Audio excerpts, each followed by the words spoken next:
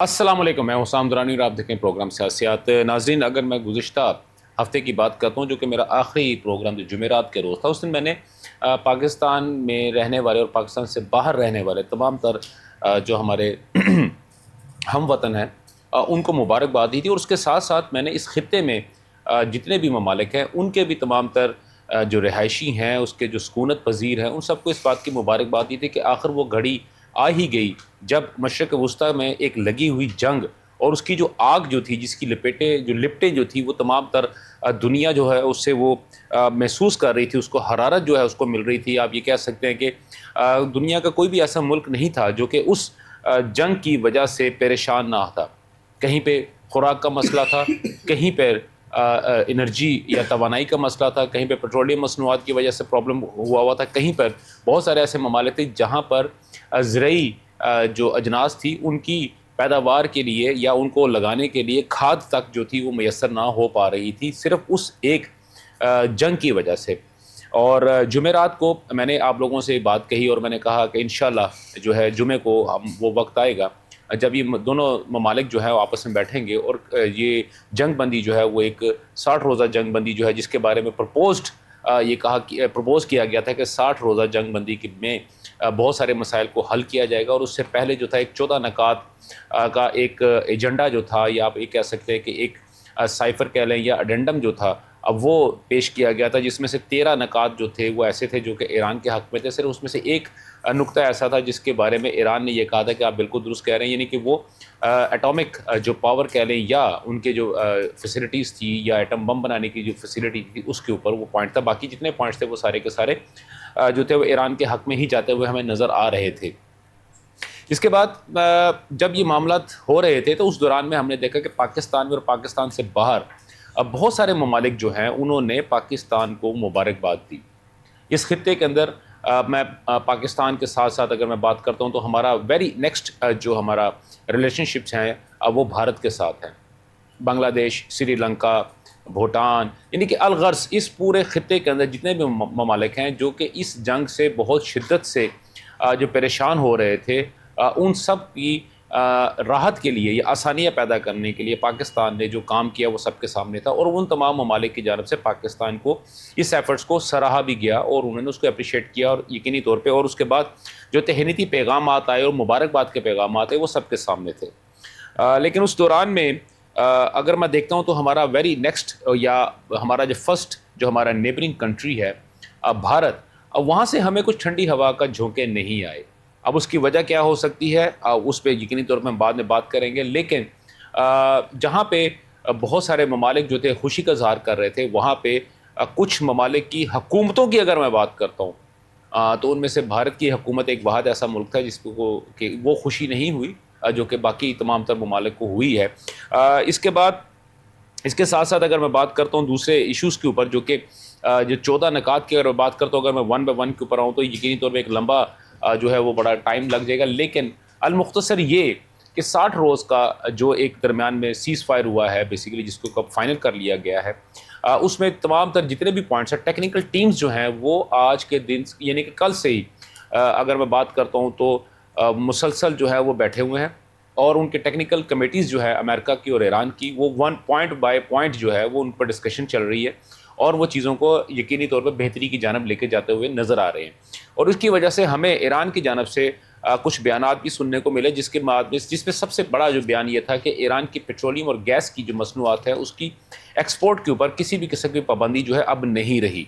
लिहाजा जैसे ही ये चीज़ खबर सुनने को हमें मिली तो आलमी मार्केट के अंदर तेल की कीमतों के अंदर एक जो कमी होती हुई नज़र आई, जिसके बाद हमने ये देखा कि गुज़रे दिन की अगर मैं बात करता हूँ, फ्राइडे की बात करता हूँ, तो पाकिस्तान के अंदर पेट्रोलियम मसनूआत की कीमतों में खातर खा कमी हुई और जिसमें पेट्रोल जो है वो 74 रुपये और जो डीज़ल है उसकी कीमत में 67 रुपये, यानी कि 67 रुपीज़ पर लीटर डीज़ल की कीमत और 74 रुपीज़ पर लीटर पेट्रोल की कीमत में कमी हुई। उसी दौरान में मैं भारतीय मीडिया के चैनल पे बैठा हुआ था, वहाँ पे मेरी डिस्कशन हो रही थी। इसी पॉइंट पे जब मैंने उनसे ये बात उनके साथ शेयर की तो वो बहुत परेशान हुए और उन्होंने कहा कि ये हाउ इज़ इट पॉसिबल कि आपके मुल्क में इतनी कमी होगी, हमारे मुल्क में इतनी कमी नहीं हो पा रही।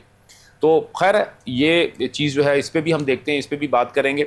और बाकी है पाकिस्तान की और जो मेज़बानी है वो, जहाँ तक हमने बातें सुनी थी पाकिस्तान के बहुत सारे यूट्यूबर्स की जानब से और स्पेसिफिक माइंडसेट रखने वाले अवाम की जानब से, और ख़ास तौर पे उन लोगों की जानब से जो कि मौके पे मौजूद ही नहीं थे, और जिस तरह की उन्होंने रिपोर्टिंग की या उन्होंने ख़बरें जो है या उन्होंने वीलॉग्स वगैरह जो सोशल मीडिया पर चढ़ाए, अगर हम उनको देख लें, सुन लें, तो यकीनी तौर पे हंसी आती है। लेकिन उन तमाम तर चीज़ों के बावजूद पाकिस्तान जो है सुरखरू हुआ। हाँ, अगरचे कि इस पूरे जो बैठक के दौरान में या इस मीटिंग के दौरान में एक लम्हा ऐसा भी आया जब ईरानी वफ़द जो था उसने एक साइड पे हो गए और उन्होंने गुफ्तगू रोक दी थी। उसकी वजह ये थी कि डोनाल्ड ट्रंप की जानिब से एक ऐसा बयान जो था वो सर्कुलेट हुआ, जिसमें उन्होंने कहा, दोबारा एक दफ़ा फिर इस बात का इंदिया दिया कि वो ईरान की पूरी सल्तनत को या रियासत ईरान को जो है वो मलियामेट कर सकते हैं या कर देंगे, और साथ में ईरानी कौम को भी वो तबाह कर देंगे। और जैसे ये बयान जो था डोनाल्ड ट्रंप का अपफ्लोट हुआ मार्केट के अंदर, या आप कह सकते हैं कि वो ख़बरों की जीनत बना, तो उसी वक्त जो था ईरानी वफ़द जो था वो उठ के एक साइड पर हो गया और कॉन्फ्रेंस रूम के एक कोने में सारे इकट्ठे हो गए, जिसको बाद में मोहसिन नकवी और फील्ड मार्शल आसम मुनीर साहब ने दोबारा उनको मना के मुज़ाकरात के मेज़ के ऊपर लेके आए। और जिसके बाद वो मनाज़र जो थे वो हमने कैमरे की आंख में महफूज भी हो गए, जिसमें जेडी वेंस जो था उनके चेहरे की भी हवाइयाँ उड़ती हुई हमें नज़र आ रही थी। लेकिन उस दौरान भी अगर हम देखते हैं तो फील्ड मार्शल आसम मुनीर का चेहरा मुसलसल मुस्कुरा रहा था। इसका मतलब था कि वो अंदर से बहुत ज़्यादा स्ट्रॉन्ग शख्स हैं और वो ये बात जानते थे कि ये वक्ती तौर पे चीज़ें लेकर हम इसको कैटर कर लेंगे। इसके बाद अगर हम दूसरी तरफ देखते हैं तो पाकिस्तान से इजहार तशक्कर के तौर पे ईरानी सदर जो है वो कल पाकिस्तान का दौरा कर रहे हैं, और यकीनी तौर पे ये गुडविल जेस्चर भी है और थैंक यू के लिए वो पाकिस्तान आ रहे हैं।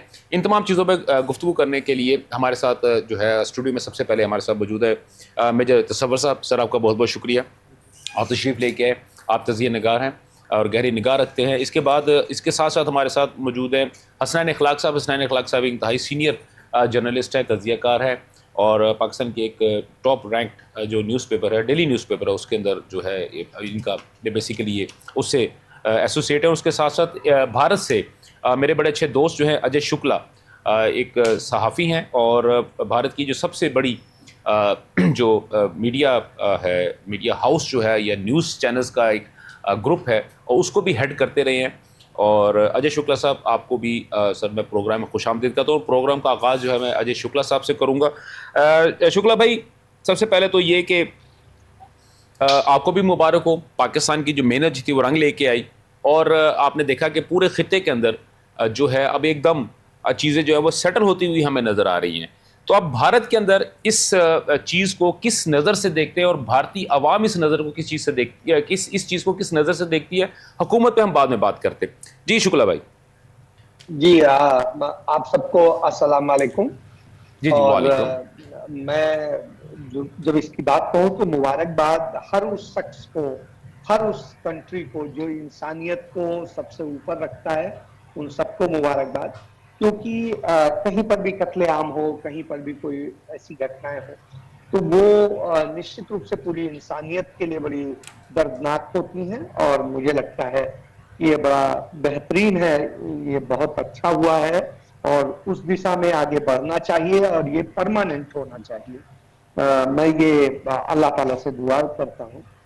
और निश्चित रूप से मैं ये चाहूंगा कि हमें इस पूरी डील में हम पाकिस्तान को निश्चित रूप से एक मुबारकबाद, स्पेशल मुबारकबाद देनी चाहिए, क्योंकि पाकिस्तान ने एक वो कठिन काम किया है जो कोई कर नहीं पा रहा था। और इसलिए चाहे उसमें आपके वजीर आला हो या उसके आपके सेना प्रमुख हो, तो दोनों के ने जिस तरह से इसमें मेहनत की है, निश्चित रूप से बड़ी जीत है, और मैं इसे एक अच्छा वो मानता हूँ।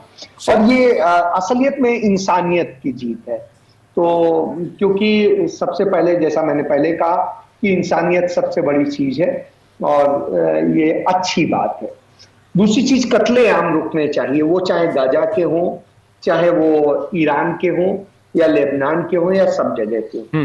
ये जब तक पूरी तरीके से लागू नहीं होगा, तब तक मुझे लगता है कि इसका फायदा उस तरह से नहीं होगा। अभी मान लीजिए 60 दिन के लिए हुआ है, जी जी, लेकिन वो 60 दिन से कोई फर्क नहीं पड़ेगा। इसको जरूर है, ये एक अच्छी शुरुआत है, इसलिए इसे अप्रिशिएट करता हूं।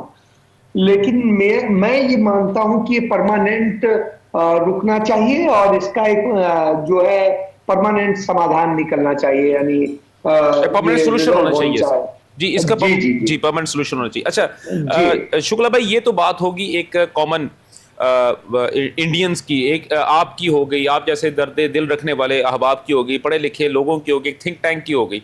लेकिन अगर मैं दूसरी जानब देखता हूँ तो भारत की जो हुकूमत है, या आप एक कह लें कि स्पेसिफिक एक जो माइंडसेट रखने वाली जो इस वक्त पार्टी है, जो कि इस वक्त पावर के अंदर मौजूद है, जो कि तमाम तर मामला जिसके पास है, उसकी थिंकिंग तो इससे इंटायरली 180 डिग्री के ऊपर है। तो उसके बारे में आप क्या कहते हैं? नहीं, ये निश्चित रूप से हम मानते हैं कि ये बहुत ज्यादा दर्दनाक है पूरे मानवता के लिए, इंसानियत के लिए, क्योंकि जिस तरह के वर्ड यूज किए थे हमारे external affair minister S Jaishankar ने, जी जी कि पाकिस्तान क्या हम दलाल हैं जो हम ये दोनों ये मुल्कों की लड़ाइयां रुकवाने में काम करें।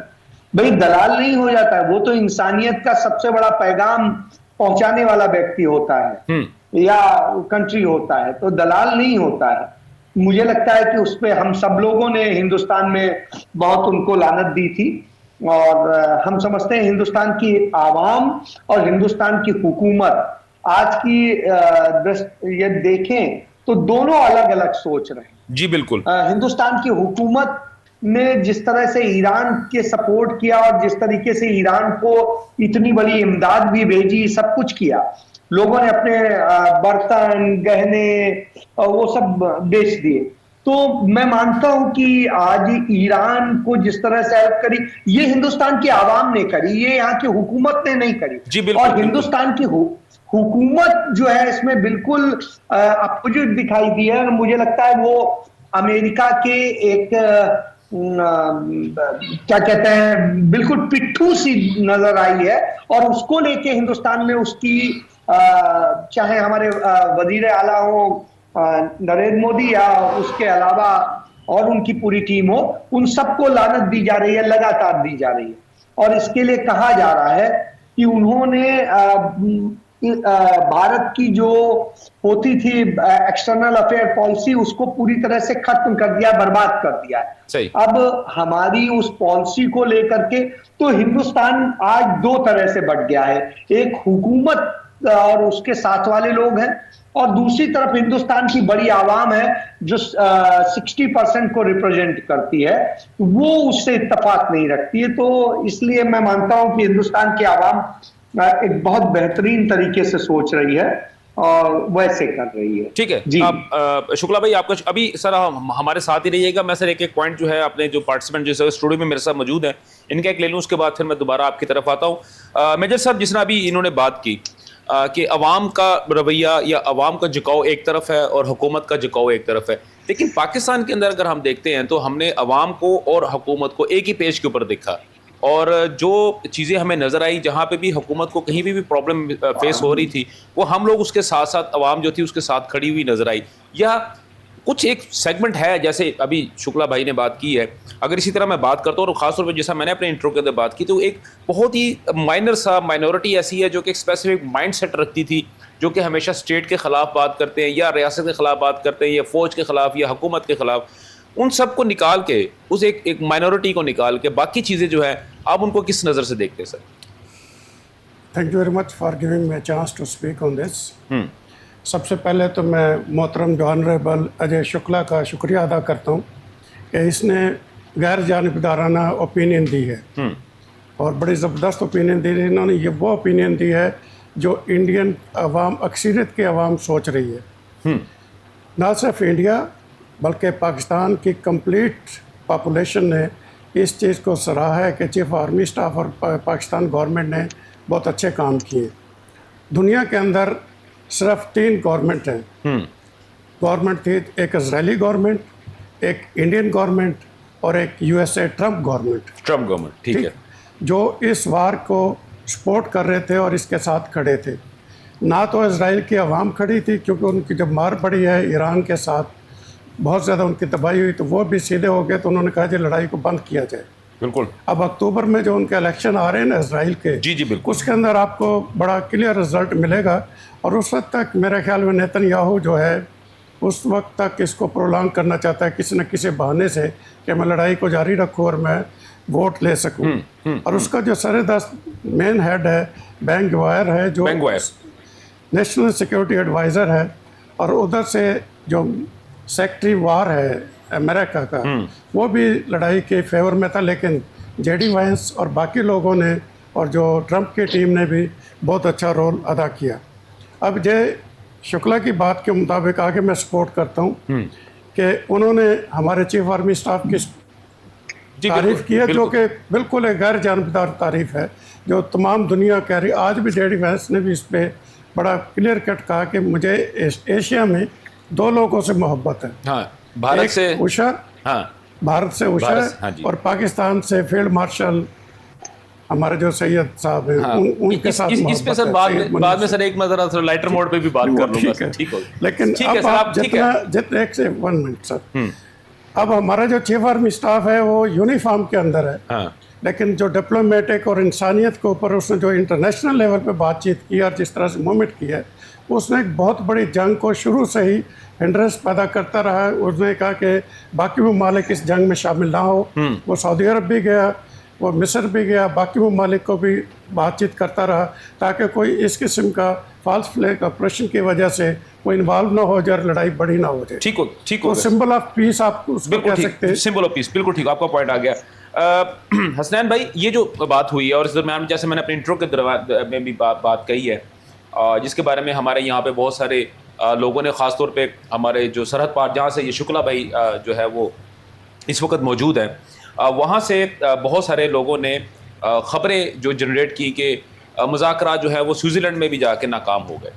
और उसकी रीज़न भी मैंने आपको बता दी कि जब डोनाल्ड ट्रंप का ये बयान आया उसके फ़ौरन बाद जो ईरानी वफ़द था वो एक साइड पे जाके बैठ गया और उन्होंने कहा कि जी, फिर उसके बाद फील्ड मार्शल आसिम मुनीर के और मोहसिन नकवी साहब जो है उनको दोबारा टेबल के ऊपर लेके आए। तो आप, जैसे हम स्पॉयलर्स की बात कर रहे थे मुसलसल, जैसे जिनसे ये जंग के, और ख़ासतौर पे जब मुज़ाकरात की बात हो रही थी, जंगबंदी की बात हो रही थी, तो हम कह रहे थे कि ईरान के अंदर भी कुछ स्पॉयलर्स मौजूद हैं और इजराइल के अंदर भी कुछ स्पॉयलर्स हैं जो कि बेसिकली जंग को बढ़ाना चाहते हैं और मुज़ाकरात को तबाह करना चाहते हैं। तो लेकिन ट्रंप के बारे में भी कुछ सरत को 2 लफ्ज़ हो जाएं कि ये जब मुज़ाकरात इस मौके पे पहुँचे हैं बड़ी मुश्किल से, तो तब सर फिर उसने वो बयान देने की क्या ज़रूरत महसूस हुई उसको? देखिए दुरंत साहब, ऐसे है कि अभी मेरे सामने जिन 3 मालिक का जिक्र किया है, इसराइल हो, भारत हो या अमेरिका, इन तीनों ममालिक के अंदर जो है वो पॉपुलरिज्म के शिकार हुकूमतें हैं। ठीक है, हमें जो है वो ये जहन में रखना चाहिए।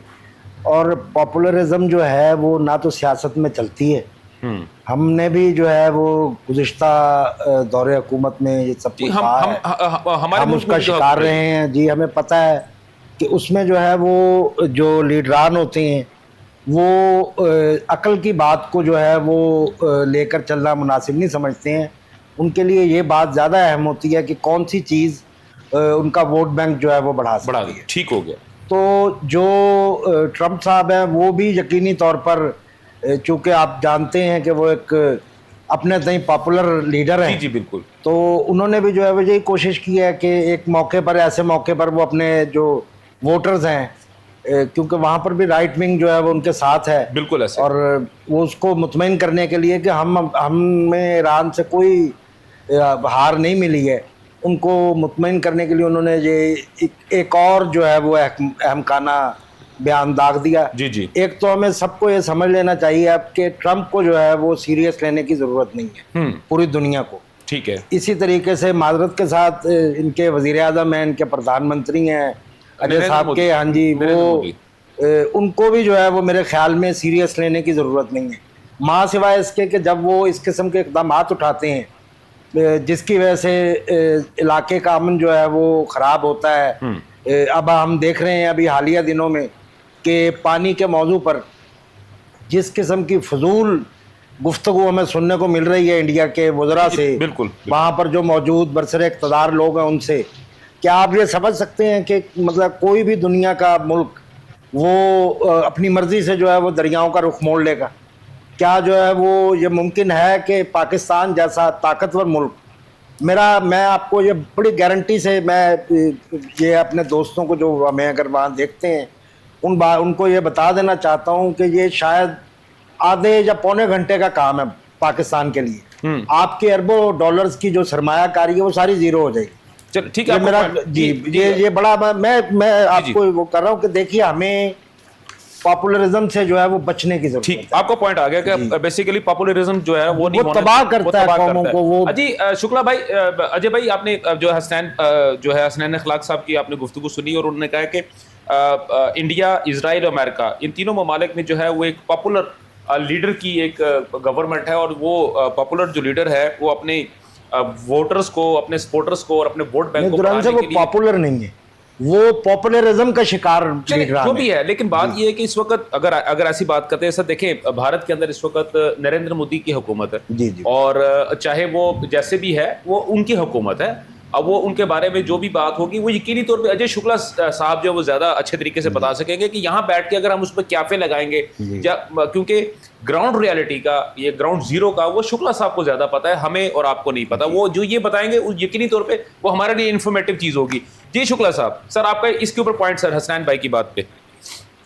देखिए, मैं इस बात को मानता हूं कि निश्चित रूप से नरेंद्र मोदी एक उसके शिकार हैं कि वो अपने आप को सोचते हैं वही सब कुछ है, इसमें कोई दो राय नहीं। लेकिन यह भी है कि भारत को इतना कमजोर मुल्क नहीं है जो कोई सोच ले। बिल्कुल ठीक है, बिल्कुल ठीक है कि और कोई ये सोचे कि हम ये कर लेंगे, आधे घंटे में कर लेंगे, ऐसा नहीं है। ये देखिए, ये चीजें ऐसी हैं जो ये भड़काती हैं, बिल्कुल ऐसे, और इन्हीं चीजों से हमें बचना चाहिए। क्योंकि जब हम बात कर रहे हैं तो बिल्कुल खुले दिलों से बात होनी चाहिए। बिल्कुल ऐसे है, और ईमानदारी से है कि हिंदुस्तान पाकिस्तान का कई गुना बड़ा देश भी है, आबादी भी है और संसाधन भी है। जितना इंफ्रास्ट्रक्चर है उतना पाकिस्तान में नहीं है, वो अलग चीजें। अब आता हूं, और भारत की जो आर्मी भी है वो भी बहुत मजबूत है, सही, और इसलिए उस पर डिस्कशन हमें नहीं करना चाहिए। हमें करना चाहिए जो हालात है। तो हालात ये है कि देखिए, आपके यहाँ जैसे ये रुकने से बेनिफिट मिले हैं, हमारे यहाँ नहीं मिले हैं। हाँ। आपके यहाँ ऑयल में जो है सस्ता हुआ है, हमारे यहाँ नहीं हुआ है। हमारे यहाँ इसी बात को लेके जो हमारे लीडर ऑफ अपोजिशन है राहुल गांधी, उन्होंने इस मुद्दे को उठाया है कि हिंदुस्तान के अंदर क्यों नहीं हो रहा है, कांग्रेस उठा रही है। तो वो यही कह रही है कि आखिर क्यों नहीं किया जा रहा है। जब महंगा हुआ तो आपने महंगा कर दिया, सस्ता तो आप कर ही नहीं रहे, जबकि सस्ता हो रहा है वर्ल्ड में। तो ये सब चीजें हैं। लेकिन मैं फिर एक चीज कहूंगा, ये खुले दिल से मैं बहुत जो है प्रशंसा करता हूं कि निश्चित रूप से बेहतरीन काम किया है पाकिस्तान ने अमन चैन के लिए और इंसानियत के लिए, ठीक हो गया। और ये होना चाहिए, और ये होना चाहिए। लेकिन ट्रंप के लिए बिल्कुल सही इन्होंने कहा, वो कोई यकीनी आदमी नहीं है, विश्वसनीय आदमी नहीं है, उसे बहुत अब गंभीरता से नहीं लेना चाहिए। लेकिन लेना पड़ेगा, क्योंकि वो एक ऐसे मुल्क का जो है प्रेसिडेंट है, जो मुल्क दुनिया में एक बड़ा ताकतवर मुल्क माना जाता है। सही। और तमाम सारा इंफ्रास्ट्रक्चर उसके पास है, इकोनॉमी उसके पास है, बहुत कुछ। सही। तो इसी तरीके से हम नहीं भी चाहें तो भी हम हिंदुस्तान को हमें गंभीरता से इसलिए लेना पड़ेगा क्योंकि हिंदुस्तान के नेबरर हैं तमाम सारे कंट्रीज, और उसका बहुत सारा इफेक्ट पड़ता है। और चूंकि इतनी बड़ी आबादी है तो बहुत सारा कंज्यूमर भी है, और जो है दुनिया को इंटेलेक्चुअल देने में भी बहुत बड़ी भूमिका है हिंदुस्तान की। बिल्कुल ठीक। तो ये सब चीजें हैं, तो इसलिए हर एक की अपनी अपनी जो है अहमियत है।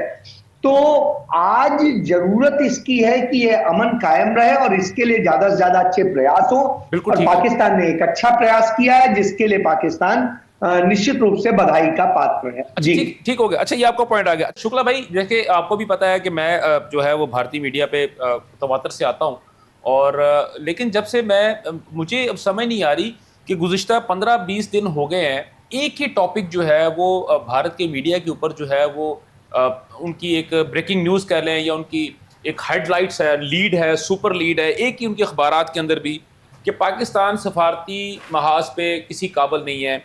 और अगर मैं पिछले 15 दिन की बात करता हूँ तो एक ही बात जो है मुसलसल कही जा रही है कि पाकिस्तान की कैपेसिटी नहीं है, और अभी पाकिस्तान, मैं हमेशा उनको एक ही बात कह रहा हूँ कि भाई अगर पाकिस्तान कुछ कर रहा है तो लेट अस डू, उससे आपको भी फ़ायदा होगा। लेकिन वो सफारतकारी के मैदान में शायद, जिस तरह अभी आपने पहले बात कही है कि अवाम जो है वो लानत देती है उसको, अपना नरेंद्र मोदी की गवर्नमेंट को, तो क्या सर उसका गुस्सा जो है इंडियन मीडिया वो हमारे ऊपर उतार रहा है इस चीज़ की शक्ल के ऊपर? पहली बात। दूसरी बात, ये कहा जाता है कि सर पाकिस्तान का मीडिया जो है वो बहुत ही बाइस्ड है या कंट्रोल्ड है बुरी तरह। तो लेकिन सर जो अभी रिपोर्ट आई है जिसके ऊपर भारत के ऊपर भी बहुत ज़्यादा चर्चा चल रही है कि इंटरनेशनल अगर उसकी बात करते हैं तो भारत, पाकिस्तान का नंबर 152 है आउट ऑफ 180 कंट्रीज़ जर्नलिज्म का, और भारत का नंबर 158 है। तो सर ये कंट्रास्ट को होने के बावजूद भी है, इस लेवल पे जाने के बावजूद भी वो पाकिस्तान को इतना बुरा मीडिया के ऊपर सर क्यों क्रिएट कर रहे हैं? क्यों लोगों के दिमाग के ऊपर जो है ना एक हवा क्रिएट कर रहे हैं कि पाकिस्तान को मारोगे, पाकिस्तानियों को मारोगे तभी आपका सर्वाइवल होगा? जी शुक्ला साहब। देखिए एक चीज बताऊं, मैं यदि पाकिस्तानी मीडिया पे कमेंट करूं तो इसका मतलब है मैं पागल। ठीक है, क्योंकि पाकिस्तान में जो जर्नलिस्ट हैं, जो सहाफी हैं, वो उसको बेहतर तरीके से बताएंगे और वो ज्यादा अच्छा। और वो भी मैं वो नहीं कह रहा हूं जो गुलामी की टाइप वाले हैं, मैं उनकी बात कर रहा हूं जो स्वतंत्र पत्रकार हैं, उनकी जो व्यूज होते हैं उसके आधार पे आकलन होता है। तो सब उनके मुताबिक निश्चित रूप से आप जो कह रहे हैं वो ज्यादा मुझसे बेहतर जानते हैं। मैं हिंदुस्तान का बता सकता हूं।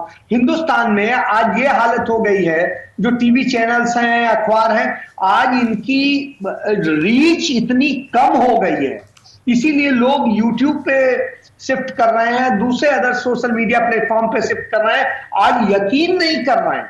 सही। और यही वजह है कि यहां पर एक वर्ड डेवलप हुआ, गोदी मीडिया। सही। वो गोदी मीडिया शब्द उसी के लिए डील हुआ है जो नरेंद्र मोदी को बचाने के लिए तमाम तरह के झूठ पेश करता है और जो कहीं ना कहीं उसको ले जाके अंत में पाकिस्तान, मुस्लिम और सब कुछ। यदि हिंदुस्तान का ही कोई जर्नलिस्ट या हिंदुस्तान का ही कोई दूसरा व्यक्ति कोई सही बात कहता है, जैसे स्टूडेंट्स ने ये बताया कि सीबीएसई के एग्जामिनेशन में गड़बड़ हुई है, तो उसे कहने लगे ये पाकिस्तानी है जी, ये तो ये है, गद्दार है।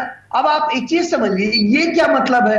अपने देश में प्रॉब्लम हो रही, स्टूडेंट उसको उठा रहा है, आप उसे गद्दार पाकिस्तानी बता दे रहे। भाई इन सब चीजों को लेकर के तो ये हालात जो है पैदा हुए हैं, यही है, इसीलिए गोदी मीडिया कहा जा रहा है, क्योंकि वो नरेंद्र मोदी को पिक्चराइज करने के लिए, उन्हें हीरो बनाने के लिए वो कुछ भी कर रहा है। और उसमें क्या है, चूंकि हिंदुस्तान और पाकिस्तान का ऐसा रिश्ता रहा है कि कहीं ना कहीं वो लोगों की भावनाओं को जोड़ लेता है और वो सेंटीमेंट्स के आधार पे वो अपना गेम खेलने की कोशिश करते हैं। लेकिन अब हिंदुस्तान के अंदर बहुत बुरी स्थिति हो चुकी है। ये जो टीवी न्यूज चैनल्स हैं, जो तमाम सारे सैटेलाइट चैनल्स हैं, तो उनकी हालत खराब हो रही है। और इसीलिए शायद वो यकीनी वो भी नहीं रह गए हैं उसी तरीके से जैसे नरेंद्र मोदी अपना यकीन खो रहे हैं। और अब वो यहाँ पे एमपीज, एमएलए और वो खरीदने का जो काम कर रहे हैं, दूसरी पार्टियों से चोरी कर रहे हैं, वही स्थिति आज वहां के मीडिया की भी है। तो इसलिए आप इसको बहुत सीरियसली ना लें, वो कोई बहुत बड़ी वो चीज नहीं रखता है। असलियत में हिंदुस्तान की आवाम अब थोड़ा डिफरेंट सोच रही है। वो कहती है फालतू की बातें मत कीजिए, आप बताइए आपने हिंदुस्तान में क्या किया है, उस पर जवाब दीजिए। तो ये जवाबदेही से बचने का सिर्फ एक तरीका है और कुछ नहीं। सही, ठीक। आपका पॉइंट आएगा सर। हसनैन भाई आपसे कुछ बात करना चाह रहे थे इसी मौजू के ऊपर। जी हसनैन जी शुक्ला साहब, ऐसे है मैंने पहले जो बात की है वो भारत की जनता के लिए नहीं है, ये उन वार मॉन्गर्स के लिए है जो वहाँ पर ये चाहते हैं कि पाकिस्तान को किसी ना किसी तौर जो है वो स्क्वीज़ किया जाए, उनको जो है वो कसा जाए। ये तमाम बात हमने यहाँ पर, आप यकीन मानिए, भारत के साथ अच्छे ताल्लुकात की बड़ी कीमत अदा की है बतौर साहब।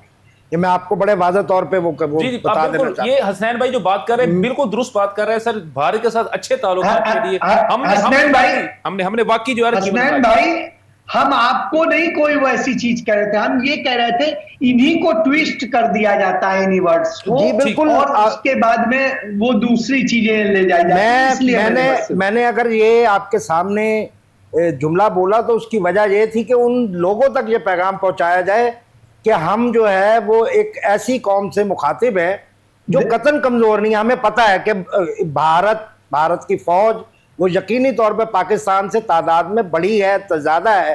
हम जो है वो एक बड़े मुल्क के तौर पे, बड़े भाई के तौर पे भारत के को की इज्जत भी करते हैं। ठीक। लेकिन ये देखिए कि आप लोगों को, यानी आपसे मुराद वो लोग जो वहाँ पर ये तमाम तर चीज़ों को जो है एक्सप्लॉइट करते हैं, उनको भी इस बात को सोचना होगा कि यहाँ से हमारे लिए मुमकिन नहीं रहता जो यहाँ पर इस किस्म के लोग हैं उनको जो है वो काबू में किया जा सके। ठीक हो गया। हमने बड़ी कीमत अदा की है, आप लोगों को ये बात अपने लोगों तक ये पहुंचानी होगी। ठीक हो, आपका पॉइंट है हसनैन भाई, हम भी ये सोचते हैं कि ये रोज रोज की जो ये सब चीजें हैं रुकनी चाहिए, और अब एक मोहब्बत का रिश्ता कायम होना चाहिए, ऐसा रिश्ता जिसमें ना आपके दिलों में नफरत रहे ना हमारे दिलों में नफरत रहे, और हम उसको आगे बढ़ाएं और हम भी आगे बढ़े, आप भी आगे बढ़ो।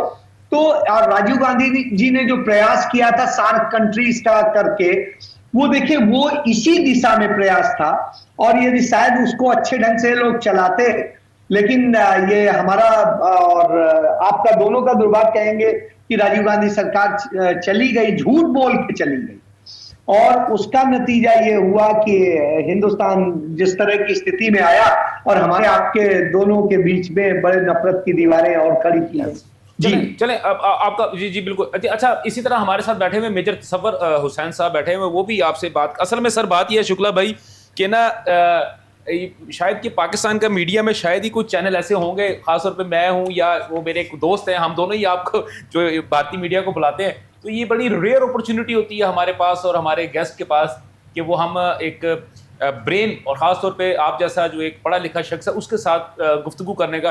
तो मेजर तसव्वुर साहब सर आपसे को बात जी ज़रा मुख्तसर जी सर, अभी मैं आप जो बात करने के मोदी और ट्रम्प जो बेवकूफ़ लोग हैं, जो हमारे जो आप लोग बातचीत लगा रहे हैं या सोसाइटी जो समझती है, लेकिन ऐसी बात नहीं है। ठीक है, मोदी साहब ने जो पाकिस्तान पे अटैक किया उससे पहले पूरी की पूरी इंफॉर्मेशन मुख्तलिफ एजेंसियों से उसने गैदर करने के बाद उसके पास बेहतरीन राफेल तैयारे थे, और उसने पूरी कोशिश की कि विद इन ए मिनट एक बेहतरीन किस्म का मैं रिज़ल्ट लूँ। लेकिन उसने स्ट्रेटजिक एंड ग्लोबल लेवल की मिस्टेक की, और उस मिस्टेक को कैश कराया हमारी पाकिस्तान आर्मी ने और पाकिस्तान गवर्नमेंट ने। बिल्कुल। लेकिन वो सियाना इतना है, जब उसके राफेल तैयारे हिट हुए वो साइलेंट हो गया, उसने कहा कि यहाँ पे ख़तरा है। इसी तरीके से ट्रंप साहब के जब F-35 तैयारे जो कि नामुमकिनात में से थे, जब वो हिट किया गया तो उसको पैगाम मिल गया कि अब यहाँ पे मामलात दूसरी तरफ जाएंगे, और जो मेरे पास 880 F-35 तैयारे हैं उनमें मैं जितने भी यहाँ पे अप्लाई करूँगा, हो सकता है मैं मैक्सिमम से ईरान के अंदर हाथ धो बैठूँ। उधर भी यही सिस्टम था। ठीक है। तो ईरान के अंदर उन्होंने पूरी गैदरिंग की थी कि यहाँ पे तकसीम किस तरह है, लोगों की तकसीम क्या है, लेकिन पूरी पाकिस्तानी कौम अपने उस वक्त में, ठीक है, मार के हक में इकट्ठी हुई, और इसी तरीके से ईरानी कौम ने सेक्रीफाइसेस करने के बावजूद ट्रंप के सामने जो पेनिट्रेशन ट्रंप करना चाह रहा था आवाम के अंदर, उसके सामने जो गवर्नमेंट को खत्म करना चाह रहा था, as a unity, as a एक वन सिंबल, एक वन बॉडी के तौर से ईरानी अवाम और ईरानी गवर्नमेंट और उसके जो पासदारान इनकलाब हैं वो लोग इकट्ठे। ठीक, आपका पॉइंट है। अच्छा शुक्ला भाई, जैसे अभी ये बात चल रही है, दरमियान में एकदम मुझे जो है वो अभी जहन में आया, मैंने आज सुबह ही पढ़ा है सर आरएसएस के, क्योंकि अभी हम जो बात कर रहे हैं, हम बात ये कर रहे हैं कि हमें आपस में बैठना चाहिए, बैठ के गुफ्तगू करनी चाहिए। जब ईरान और अमेरिका जैसे मुल्क जो 47 साल के बाद, 50 साल के बाद एक टेबल पे इकट्ठे हो सकते हैं, तो आप और हम तो बिल्कुल ही साथ साथ ही हैं, हमारे बस दरमियान में एक दीवार कह रहे हैं, एक सिर्फ बाड़ लगी हुई है खारदार। तो सर ये जो सारी चीज़ें हमने देखी हैं, अभी जैसा मेजर साहब ने अभी गुफ्तगू की है कि सिंदूर की बात की, और उसमें सर मुझे याद है, अच्छी तरह याद है कि you were the only one person, you were the only one जिसने सबसे पहले इस बात के ऊपर इस मुद्दे को उठाया था कि राफेल तबाह हुए हैं और भारतीय हुकूमत जो है, ये भारतीय मीडिया है, उसको छुपा रहा है। और आपने बहुत ही ब्रेवली इस बात को आपने ओपन किया और आपने जो बात किया, आपने बाद में अपनी बात का पहरा भी पूरा दिया। ये तो अभी जो मेजर साहब ने बात की, इसका जवाब मैं ये देता हूँ कि मेजर शुक्ला साहब ने भरपूर तरीके से जो चीज़ की इन्होंने की और खुले आम की, बबांगे दोहल की, इंसानियत की बात, बिल्कुल इंसानियत की बात की, बिल्कुल। अच्छा, अब बात आ रही है यहाँ पे गुफ्तो शनीद की। तो जो सफारतकारी के मैदान में, जिसने अभी आपने बात कही है कि भारत जो है अब वो अपना स्टेटस खो बैठा है, उसकी जो पोजीशन थी वो उससे नीचे आ चुका है काफ़ी ज़्यादा। वार मोंगर्स जो थे या उनकी हमने गुफ्तगू भी सारी सुन ली। ख्वाजा आसफ़ के बयान के बाद और उससे पहले ये जो सिंध ताश का मामला है, जिसको सिंधु पानी की या जल की बात करते हैं, उस मसले के ऊपर भी हमने गुफ्तगू करके हमने देख लिया, सब कुछ हो गया। लेकिन सर आरएसएस के अगर मैं बात करता हूं तो जनरल सेक्रेटरी जो है दित्ता तरिया साबूहा है या साबूहा, उन्होंने पाकिस्तान के साथ जो अवामी राब्ते का चैनल खोलने का कहा है। तो सर इस पॉइंट को आप कैसे लेके चलते हैं? क्योंकि सर आपको पता है कि आरएसएस जो है वो जैसी भी है, लेकिन बीजेपी की मदर जो है वो आरएसएस है, और इससे पहले भी जो उनके एक प्राइम मिनिस्टर थे जिनको वो ऑलरेडी खुडे लाइन भी लगा चुके हैं सर। और ये जो उनकी तरफ से बयान आ रहा है, तो क्या सर ये वाकई इस चीज़ की पुष्टि करता है, यानी कि इस बात को डिफाइन करता है कि पाकिस्तान सफारतकारी के मैदान में भारत से काफ़ी आगे चला गया सर?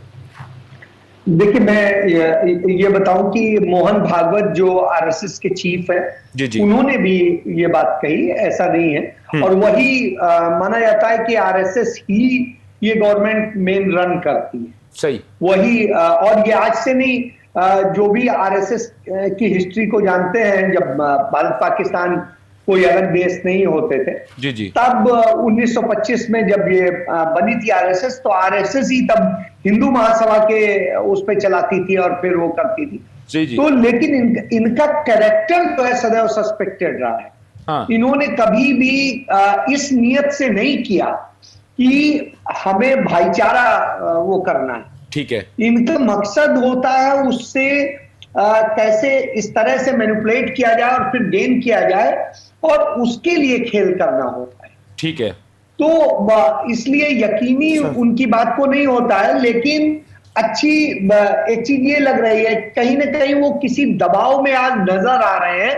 तो निश्चित रूप से दबाव यह भी हो सकता है कि या तो अमेरिका ने डाला हो, या हो सकता है जो मौजूदा हालात बन रहे हैं, जिस तरह की स्थिति है, हिंदुस्तान का रुपया एशिया का सबसे बुरा परफॉर्म करने वाला है, और इन सब हालात में कहीं ना कहीं उन्हें लग रहा हो कि अब ऐसे में इस तरह की बातें की जाए तो उससे कुछ बेनिफिट हो। तो ये हो सकता है, और इसमें कहीं दो राय नहीं है। लेकिन यदि हमें रिश्ते बनाने हैं तो खुले दिलों से बनाने पड़ेंगे। इस तरह से नहीं होगा कि हम कहें कुछ और करें कुछ। चलिए इसी के ऊपर मैं से दोबारा आपके पास आता हूँ। मैं हसनैन भाई का पॉइंट ले लूँ, उसके बाद मैंने मेजर साहब का पॉइंट ले लिया, फिर मैं आपके पास। जी हसनैन भाई सर मैं हसनैन भाई के पॉइंट ले लूँ। जी हसनैन भाई।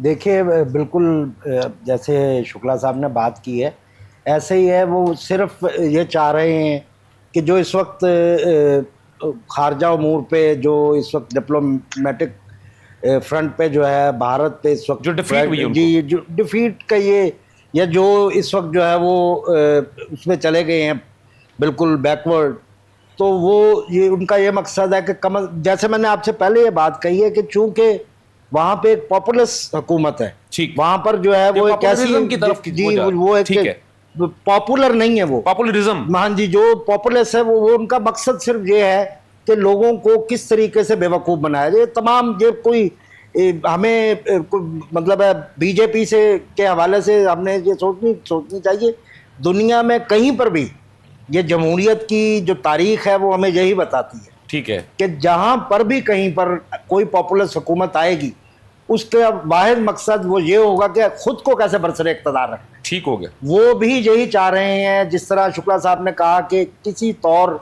जो बीजेपी की हुकूमत है या जो उसके पीछे मौजूद आरएसएस है, वो उनको जो है ये मौका मिलता रहे कि अगले भी 15 साल जो है वो वहाँ पर मौजूद रहें, इसी तरीके से जो है वो खित्ते को एक अजाब में मुब्तला रखें। आप देखिए कि मैंने आपसे बार बार कहा है कि ये बड़ा बेहतरीन मौका था।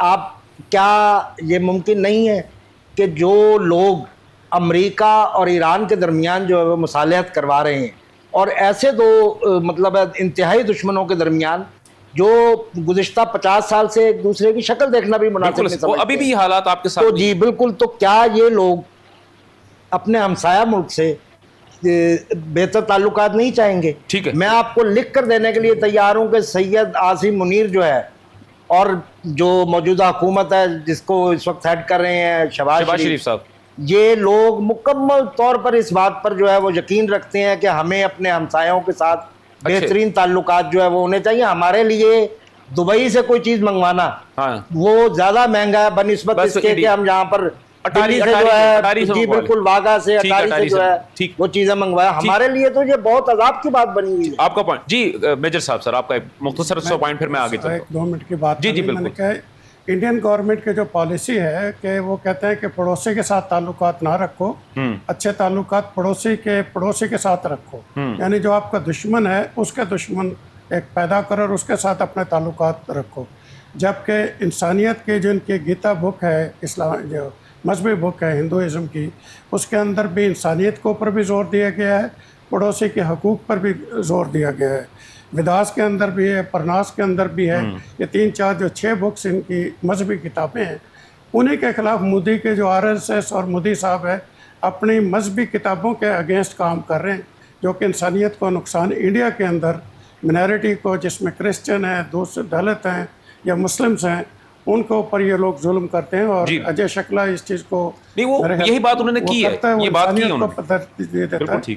लेकिन मैं ये कह रहा हूँ कि जो हिंदुओं की बुक है उसके ऊपर तो उसको अमल करना चाहिए ना मोदी साहब को। उसके मुताबिक कोई इंसानियत को तरजीह दे, पड़ोसी को तरजीह दे, लेकिन उसकी तरजीहात अपनी है, सियासी तरजीहात हैं या जो लोगों को नुकसान करने की तरजीहात हैं। ठीक है, मैं ये बात करना चाह रहा था। चलिए, ये आपका पॉइंट आ गया। अच्छा शुक्ला भाई, क्योंकि अभी मेरा ख्याल था कि हम गुफ्तगू जो थी, लेकिन क्योंकि इंतहाई हमारी गुफ्तगू इतनी इन डेप्थ और अच्छी हुई है, अपना आप ये कह लें कि the food for the thought जो है हमारी वो पूरा हुआ है, ब्रेन के लिए हमारी एक्सरसाइज भी हुई है।